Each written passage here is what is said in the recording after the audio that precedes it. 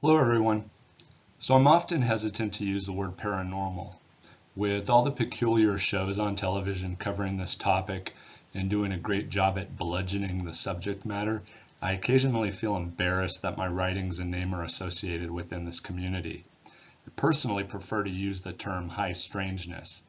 It doesn't have such a negative connotation to the term, unlike the word paranormal. That being said, there's a lot to the unknown, and I've set out to make phenomena occurring all over the world understood, where repeatable scientific data can be collected, analyzed, and understanding made of it all. Remember, what's not understood today will be common knowledge tomorrow. My approach during investigations of high strangeness is to look for all possible known causes of what is taking place. I'm very interested in collecting magnetic and electromagnetic field data points and processing this into a data log software system I use. I'm extremely interested in how a magnetic field interacts with an EMF field. What is the cause, event, and outcome of such an event? I believe the paranormal and these fields are related. I honestly don't really care about capturing some type of event on video or in a photo. This is meaningless and provides no real data on solving what is going on. If a disembodied voice tells me that I'm going to die, I don't care. It's worthless to my research. What I do want to know is what were the volts per meter readings at the time, or what was the microtesla reading when the voice was heard? Can manipulating these energies cause the event to occur again? Now please understand something else. I'm not stating others conducting investigations differently or that my work is more important than what they're doing. What I'm attempting to understand and document is just different. I believe the science and pseudoscience need to be combined in order to further results on this matter and possibly allow us to interact with whatever it is, all types of currently unknown phenomena. Many times as I watch others conduct their investigations, I find bits and pieces of what they are doing to be of utmost value. I then need to tweak what I have seen to capture data a little differently. I do have another video on my YouTube channel that covers 60% of the equipment I use in my investigations. Somehow, after all this is explained, I still get asked the question, what are the most paranormal locations I've been to? The follow-up question they ask me is, why? Okay, I'm giving into this and going to go down the list of 5 locations I've been to where paranormal events occurred at a greater level than elsewhere. Remember, I don't recommend you ever go looking for trouble at any of these sites, or any other location for that matter. Number 1 I want to talk about is Double Eagle Restaurant in Old Mesilla, Las Cruces, New Mexico. The location is on Calle de Guadalupe in Mesilla, New Mexico. This higher-end restaurant dates to 1849. Before being a restaurant, the location was a home to several prominent families, a meeting location for government activity, a storage facility for cotton, several small shops, and even abandoned for a period. Several have died at the location, some of them in terrible fashion. Others died and were put on display in morbid fashion, as you see here. That portrait of the little girl was painted using her corpse before she was buried. I never experienced any anomalous events inside the dining area. My good friend and fellow paranormal investigator Mike Ricksecker happened to also be eating at the restaurant the same night I was there, at least for one of the events. Now, while we were being told the background of the facility, the story by a waiter, I experienced being lifted and dropped while sitting in a chair near the back wall. The event was loud enough to turn heads. Unfortunately, I didn't have a spectrum analyzer with me at the time. This shows you never leave home without it. Other events have taken place while investigating. A majority of the collected data has come from the back bar room where the portrait of the little girl hangs. If you're in the area, do not forget to stop by and have lunch or dinner at the facility. Location number 2 is La Soledad de Maciel in Xihuacan, just outside of Xihuacan, Mexico. The location's on the west coast of Mexico. It's number 2 on my list because of the Pyramid of Xihuacan. This pyramid is over 3,000 years old, with clay completely covering it that has survived at that same amount of time. Many died in the area due to 2 extremely large tsunamis happening in the past. Many were sacrificed at the ball court, including one of the governors of the area, his body buried next to the stela that had the real name of the city located on it. Strangely, Xihuacan means keepers of time, or the people that control time. That name alone should conjure up possibilities of high strangeness, namely space-time distortion and time travel. Uemas or Kinametsan giants look to have been the original creators of the city. Oh yes, I absolutely believe in giants or people of great stature having been on this planet. The historic records show this is true.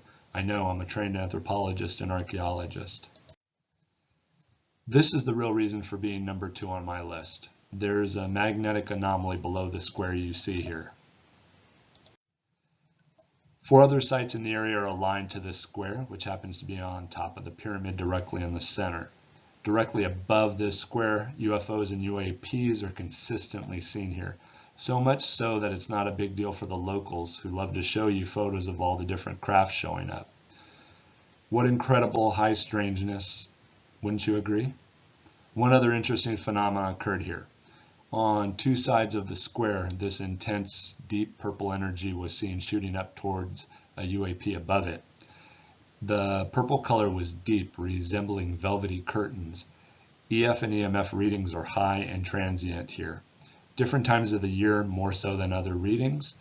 This means future investigation will include ground-penetrating radar and acoustic sound detection devices at specific dates during 2023 when I return. Number 3, Christ Church Cathedral in Dublin, Ireland. The cathedral has stood at the heart of Dublin for almost 1,000 years. It's the oldest building in the continuous use in the entire city. A Viking king erected the first church here. Over the next 1,000 years, the church was ruined, rebuilt, and restored many times. Many battles were fought around it. Many fell dead around and within its walls. Good and bad deeds took place on what is supposedly hallowed ground. In more recent times, a ghostly figure of a veiled woman has been seen walking along Church Street and entering the cathedral through the western door. Believed to be the wife of a bishop, once inside she's often seen sitting in a pew or kneeling. Some accounts refer to her playing the organ. Again, this is just a story. Hundreds of ghostly sightings have taken place in just the last 60 years. Now, although the church is beautiful, the most interesting part of Christ Church Cathedral lays deep below the ground. Here in the largest crypt in Ireland, you'll find a wealth of history, treasures, and weird artifacts. An entrance to a chamber where a British soldier was supposedly locked in below and left to die has since been bricked up, but some claim that his desperate and hopeless cries for help are occasionally heard in the area. It is here where I'm standing that we were unable to take a correct picture. Several cameras were used, all showing no issues. Every photo came out blurred. Again, I don't care about the picture. What I immediately thought about were magnetic fields could distort a camera in this nature. Sure enough, microtesla readings were transient all around. I followed them back into the wall behind me. This happened over a 3-minute period. Parts of the lower wall in the center actually sounded hollow when I knocked below the lion's legs. If you're in Dublin, stop by, check it out. It's in the lower area of the church. Much more has happened to me, by the way, while being below the church. It would take too long to go through that data, and I would probably bore most of you with what I discuss. Number 4 is Skinwalker Ranch, which is located in northeastern Utah on the Uinta Basin. It is currently known as one of, if not the most paranormal hotspot on the planet. Since the mid-1990s, it has become a popular location for strange phenomena. Multiple books have been written about it, including several by myself. Many television shows, television series, and movies have been filmed here discussing so much of the paranormal history that has taken place here and continues to do so. I have appeared on several of these television shows. I have direct access to the location that few are allowed on. My knowledge is firsthand or secondhand from reputable sources, unlike some of the BS out there about what took place and is taking place on the property.